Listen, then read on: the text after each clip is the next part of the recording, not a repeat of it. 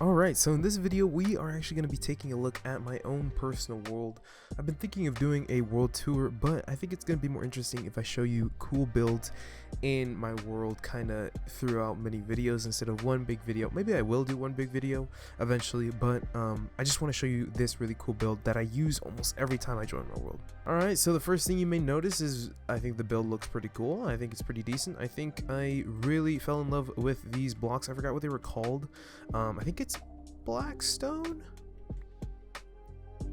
Blackstone, yeah. So this is when the Nether update came out. I believe this is why I was so infatuated with like with these lamps. I forgot they were called glow something, and I really wanted to use them, and this is why it's such like a Nether theme kind of build with the red and the lava-ness. So yeah, this is kind of how old the build generally is. And so what we actually have in here is a ton of potion brewers. Actually 4 of them, the ones that I use the most often. I just wanted something to fill the space, and this is what I ended up choosing. And these potion brewers are actually ones that I used a year ago. I think that's when I made a video about potion brewers, or a potion brewer that I built. It was about a year ago, and this is the one that I decided to implement until recently, where I built a new potion brewer. Check that out on my channel. But yeah, so basically how it works is that you just press a button and it will give you 3 new potions and it will start brewing the next batch, and that's basically how it works, which is pretty cool. But for the actual main build that I use this for, this is the furnace array. Now I actually made a video about this furnace array quite a while ago, but the thing is that video was an hour and a half I think long, which was ridiculous. I don't know why I decided to upload it, but basically it's this massive furnace array. It's 256, I think it's 2 stacks of furnaces, and basically it distributes your items that you want to smelt. So right here I have a stack of cobblestone, and basically if I throw this into this chest right here, it's going to distribute it. I smelted some glass, but basically we're gonna see it kind of in works right now. So it's going to distribute all of the items 16, since 64 divided by 4 is 16.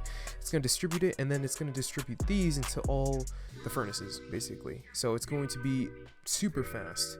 Actually, we shouldn't expect very long for the stone to come back, so we're just gonna wait here, and we're probably gonna hear some noises. Oh yeah, we can already hear it. There's one. There's one.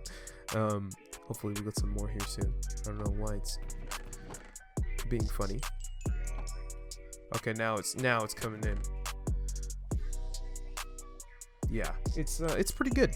I think it's really good. This is the build that I use the most often. It cooks up a ton of stuff super quickly. You don't want to be waiting around too long.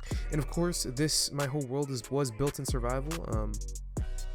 Don't wonder why I have a ton of TNT. It's just for collecting sand. Oh yeah, okay. So here's the stone. We got all the stone back. Now actually the super cool part about this build is that it has its own fuel source. Now this is what the actual build looks like without any decoration around it. This is what the whole build looks like, and that's why I built such a big building to try to cover this. And I really don't like the building. I like what I built in the inside, what I showed you guys, but on the thumbnail I just don't like behind the building. It's very bland. Maybe I will rebuild it in the future, but it's to cover up this huge what is this stuff called again? Bamboo. Yes, it's to cover up this huge bamboo farm, and basically this bamboo farm fuels all of these furnaces. So if we take a little look, all of these are maxed out with bamboo, and that basically means that it doesn't require fuel because it makes its own fuel. It has a farm for fuel, so you don't have to have a chest for coal or anything like that, because that is probably the most annoying thing about a massive furnace array, is trying to fuel it. And so here we actually have a massive bone meal farm that doesn't use bamboo, or doesn't use bone meal to grow the bamboo and then like spam a ton of it. It actually just kind of grows over time, and then once it reaches these observers, it will chop down all of this bamboo using a flying machine, which is pretty cool in my opinion, and then it will fuel all of these furnaces, and that's why you don't have to worry about fuel ever again. So really quickly, I want to show you guys the kind of the farm working. So what's it called? Random tick speed.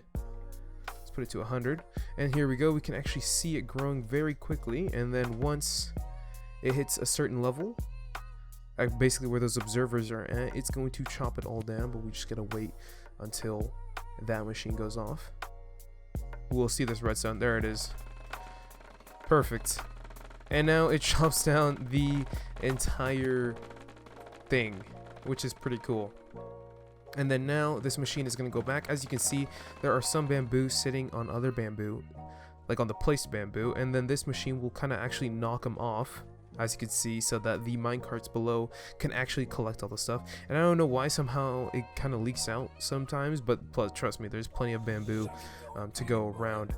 And basically what it will do is that it will go around trying to fuel up these furnaces, and if they are all fully maxed out, basically all these hoppers are capped, it will just burn it. You could collect it if you want. I did that, but then it started causing a lot of lag because I needed so many chests to hold all this bamboo. So I just burn it. It's just easier to manage. So yeah, so that is my that's my 256 furnace array. It's super cool. It's one that I actually built in my own survival world, and I use it a lot, so it has longevity. I've used it quite a bit. The only one weird problem I've ever experienced was that if I think, oh, I didn't mean to do that. If I have like sometimes these minecarts will get stuck like randomly, like right here, and they just need a nudge. Yeah, like that might happen, and that's only because I'm pretty sure that these need to be all powered rails. If they're not all power rails, then if you leave the chunks, come back in, they kind of slow down. Also, minecarts move at different speeds depending how many items are in the minecart, so it's just best to always have all of these with powered rails. But at the time I didn't have a lot of power rails, so I had to do this. Even though this is built in creative, I do like to be relatively realistic, not build this out of the most expensive stuff in the game, because I'm going to build it in survival.